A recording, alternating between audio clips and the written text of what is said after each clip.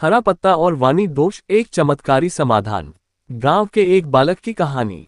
गांव के कोने में बसे एक छोटे से घर में दीपक नाम का एक बालक रहता था। वह बहुत होशियार था, लेकिन उसकी एक कमजोरी थी, वाणी दोष। जब भी वह बोलने जाता, उसकी जुबान लड़खड़ा जाती। कभी वह हकलाने लगता तो कभी शब्द ठीक से नहीं निकलते। उसकी इस समस्या के कारण स्कूल में बच्चे उसका मजाक उड़ाते और वह धीरे धीरे लोगों से बात करने से कतराने लगा। उसके माता पिता उसकी चिंता में थे। उन्होंने कई उपचार कराए, लेकिन कोई खास लाभ नहीं हुआ। एक दिन गांव के एक आयुर्वेदिक वैद्य बाबा साधानंद गांव आए। वे एक विद्वान व्यक्ति थे और जड़ी बूटियों के चमत्कारों को भली भांति जानते थे। दीपक के पिता उसे बाबा के पास ले गए और अपनी चिंता बताई।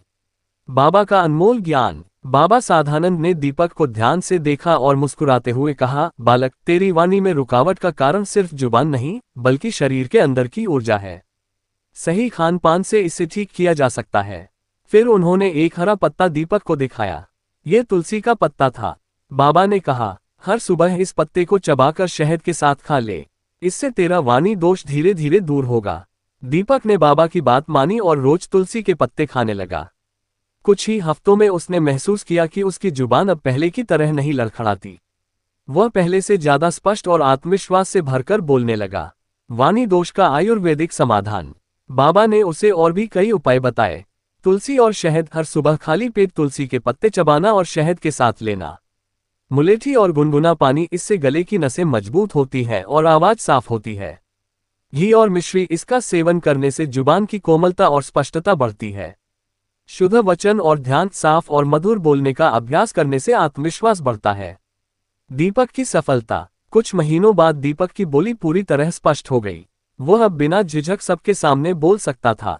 स्कूल में उसके दोस्त अब उसका मजाक नहीं उड़ाते थे, बल्कि उसकी तारीफ करने लगे। कुछ वर्षों बाद यही दीपक गांव का सबसे अच्छा वक्ता बना और भाषण प्रतियोगिताओं में पुरस्कार जीतने लगा।